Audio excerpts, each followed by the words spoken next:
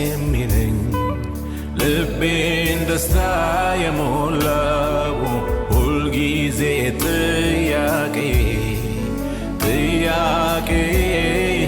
ነው። ምንድነው ደስ የሚለኝ ልቤን ደስታ የሞላው ሐሴት የማደርግበት ይሄ ምስጢር ምንድነው? የእግዚአብሔር ልጅ ስላለኝ ነዋ፣ ኢየሱሴ ስላለኝ ነዋ፣ ኢየሱሴ ስላለኝ ነዋ፣ የእግዚአብሔር ልጅ ስላለኝ ነዋ። ምንድነው ደስ የሚለኝ ልቤን ደስታ የሞላ